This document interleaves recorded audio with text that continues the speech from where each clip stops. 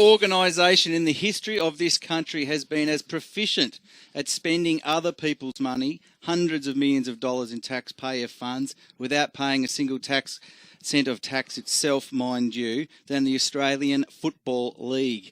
And so it came as no surprise to see the former Collingwood president, and I suspect would-be AFL Commissioner, Eddie McGuire, spruiking his taxpayer-funded blueprint for a new AFL team in Tasmania on Footy Classified on Wednesday night. The time has come for all parties promulgating a team in Tasmania to put up or shut up. The AFL cops it whichever way it goes. Politicians make unrealistic demands. Clubs don't want to take any more hits while still trying to get through COVID-19. So having spoken to key people across the gamut of interest, here goes. First up, Tasmanian Government, here's your homework. You can have a standalone team in the AFL competition in 2028. But from this year, you need to contribute not $10 million, but $20 million per season, indexed forever. You also need to hit the federal government up for a further $20 million forever. The AFL will be in for a similar amount, and you'll need to find another $10 to $15 million in commercial profit to make this work. So according to Eddie, Tim, in order to get its own team, the Tasmanian government is required to pay $20 million of taxpayer funds a year, index forever. The federal government is then required to pay $20 million a year in taxpayer funds forever.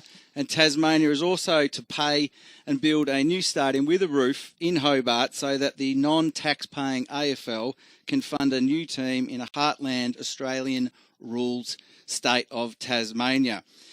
Is Tasmania so backward and so undeserving of a team, Tim, I ask, that it requires government surety to make it work? I think that Tasmania deserves a team, but not at the expense of Australian taxpayers. Well, before I tackle that, Mick, do you think Eddie was trying to talk Tassie in or out? Because you listen to that little grab, and I did watch the thing in its entirety on Wednesday night, but you hear that grab, and it's almost as though he's wanting to set the bar so high that they've got no hope.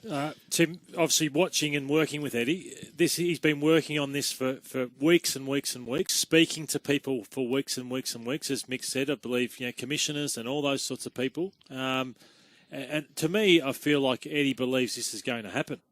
And, he's forecasting this with the thought that this is more likely than unlikely. Caro then backed that up and said some commissioners are saying no, but more commissioners are saying yes. So I feel like Eddie's jumping ahead of the curve in a sense to say, put this on the table because this is more likely to happen than not.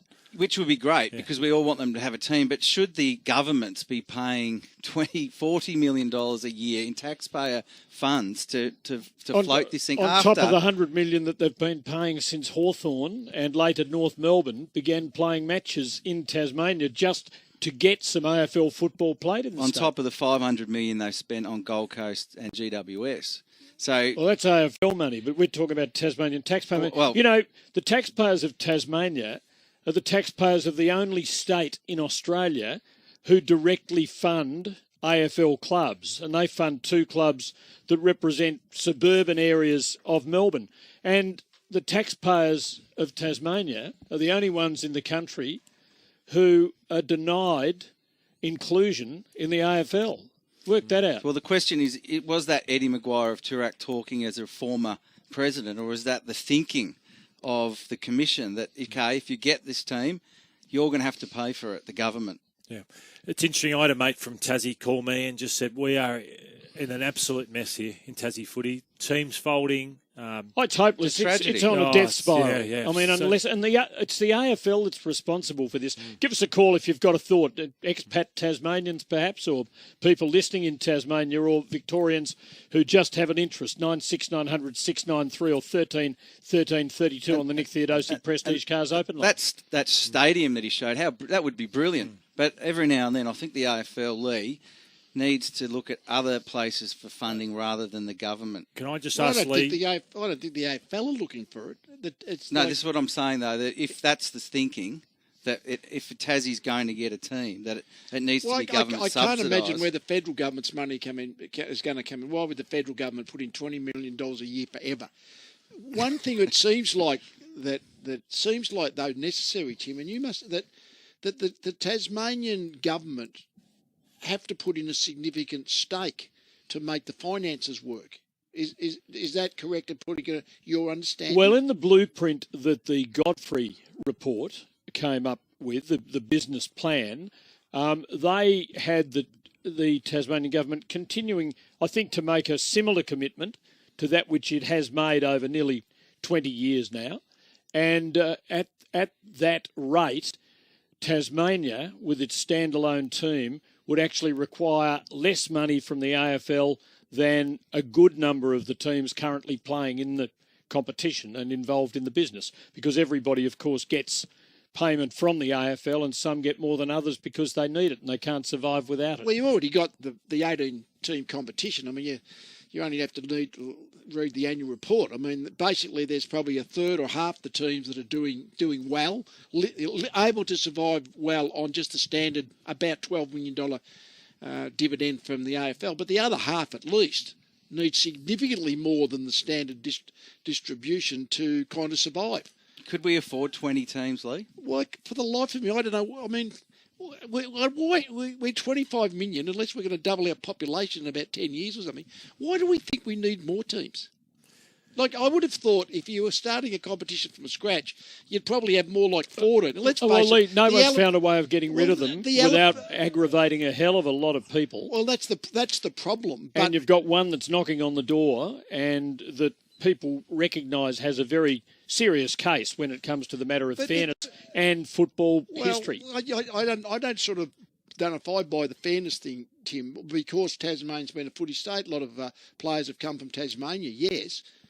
But I don't know if anyone deserves the team. It's probably the teams from the VFL that are struggling financially in the national competition. But nevertheless... Victoria's represented. Victoria's got over-representation in the competition. But that's the elephant in the room. Like, we've got a national competition of 18 already with 10 in Greater Melbourne, including Geelong.